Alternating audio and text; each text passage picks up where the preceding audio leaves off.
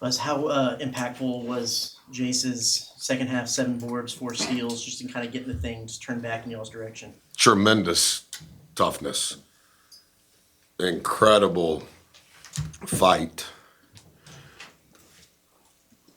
Played his guts out, and I thought he was a big part of the change in the second half for sure. Did since like some of that came from desire to make up for what he might have missed in the last game, or just get back on the floor? Yeah, he was really disappointed, as any player would have been, to not be able to play a top 25 team at home in that sort of environment.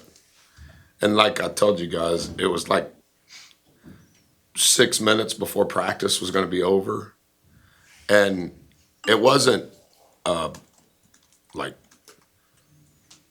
a brutal injury. I think it was kind of where he got hit right there on the eye bone, and so that's why I had to wear the sunglasses, because I mean his eye was like swollen like a boxer, and it's made progress each day. I mean, you can see it now. It still looks like he's a boxer, and tonight he was a boxer. And so it worked out pretty good. And so, yeah, I thought he was great. Coach, what was the messaging at half, if anything at all, you said there? Yeah, I probably said about what you think I said. To our guys' credit, they were all shaking their head. They understood. Collectively, we have 45 years of college experience. A lot of it is here, which is a positive thing. And we need that to be a competitive advantage, and it was not in the first half. And so I said all the things that they probably said before I got there. I gave them some space, so I would make sure that I had the right words. But I would assume, without me being in there, that they were saying the same things. And so when I said what I had to say, there was no disgruntledness. They understood, and I do think in the second half, they performed accordingly. So there's for sure a lesson to be learned, and hopefully we process this lesson and don't have to do it again, because those 20 minutes were not good in any stretch. Did you have any idea that coming into the game that y'all would start the way you did, and just what was it about that first half that you guys struggled so much? It was all of the things that immature teams do. Not playing hard, not playing together, not playing connected, all of the things that we have not experienced this year, nor did we experience in the second half. And I was not expecting it. We had a really good 2-day, really good 1-day. The prep by our coaches were on point. Everybody understood the themes, the big rocks of the game. So I was probably more patient than I should have been. That was immature on my part. More grace given than need be. I kept thinking we'd turn around out of it. And then there for a short period of time, I was wanting to see if they could handle it on their own, because I think that's what good teams do. And I do think that we have the ability to be a good team. And I think the last 100 minutes is the exact opposite of what the first 100 minutes were. And so all of the things that we lacked tangibly and intangibly in the first half, we had those things in the second half. And to some degree, we've had for the most part all year. And so I wasn't expecting that. And just how much did the maturity, you think, factor into just the stark turnaround y'all had those last 20 minutes? I think we won every ATO pretty much by a distinct number. But 40 points in the first half. I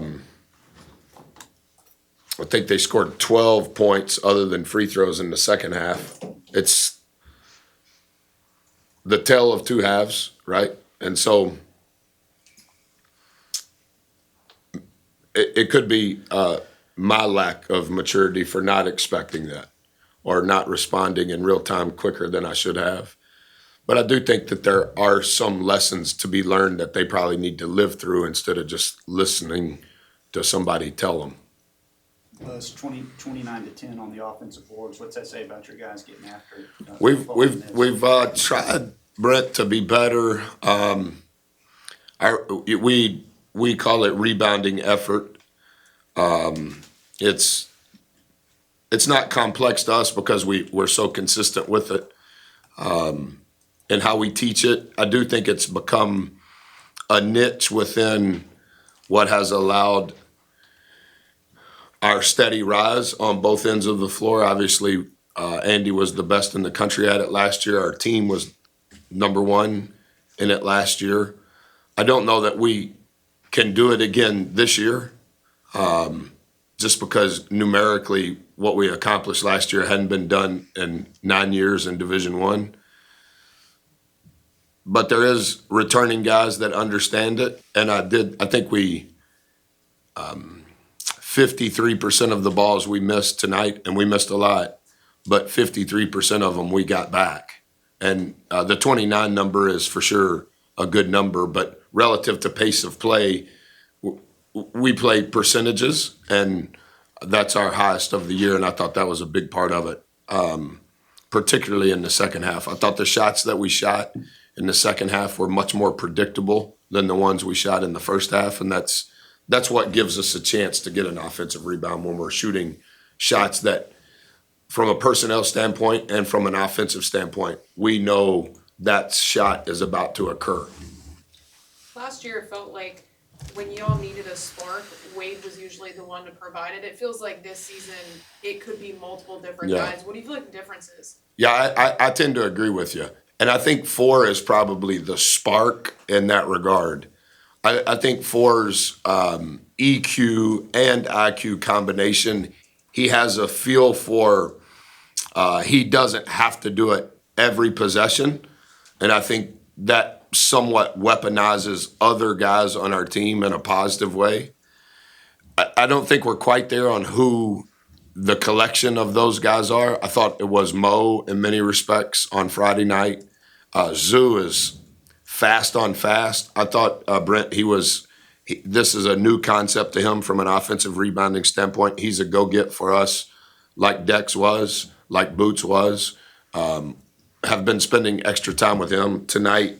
I know statistically it matters, but his effort in regards to how we grade it was much better. His turnover rate in the 4 to 8 foot range, much better. I think tonight was our lowest turnover number, or tied maybe, for the year.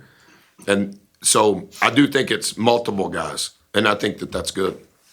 Buzz, with a huge week coming up next. The next 2 weeks or this week? Vegas. Yeah. I thought you were talking about when we got home and played 3 more quad one games. Huge 2 weeks. You're talking about that was my inference. I'm just kidding.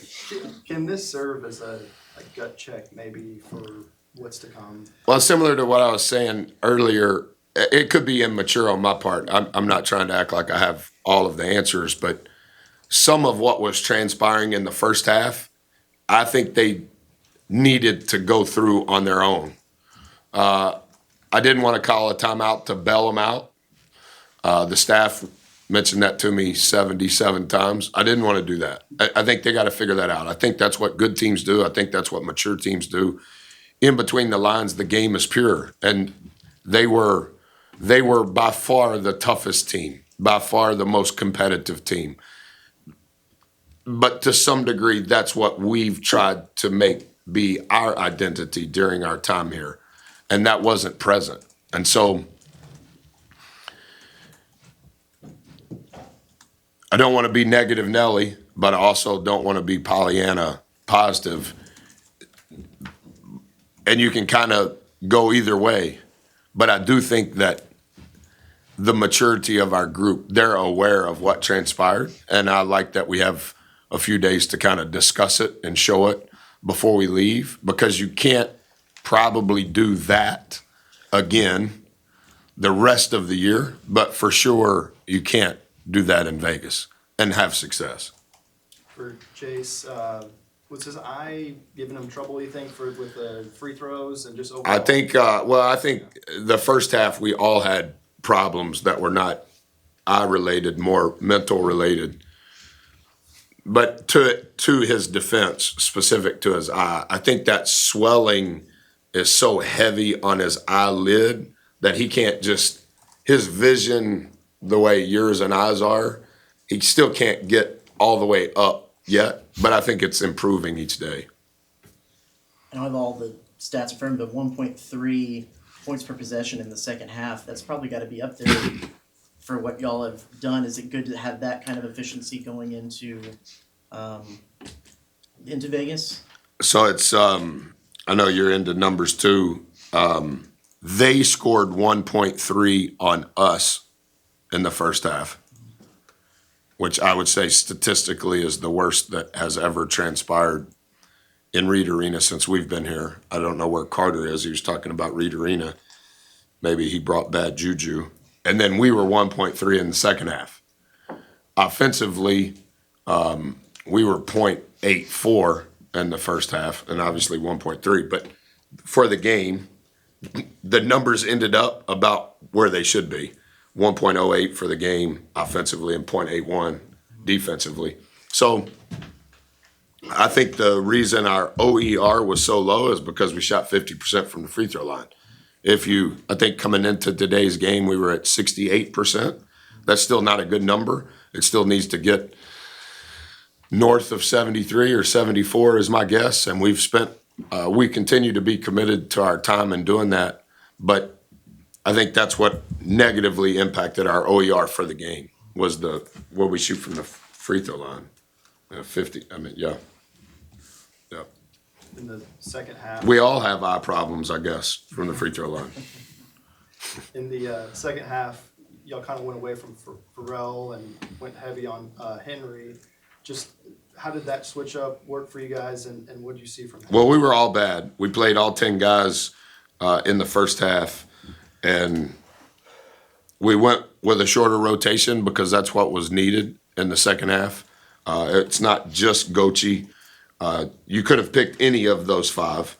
That was my decision on who we started. I think analytically, as I've mentioned to you and you've said it before, Henry's been playing great. And I thought he was great again. I mean, pretty effective. Statistically, I think he was playing less than half the game and averaging 11.3 points, I think, coming into today. And I know he was averaging 5 offensive rebounds. So that was our decision. And I think the shorter rotation probably helped us.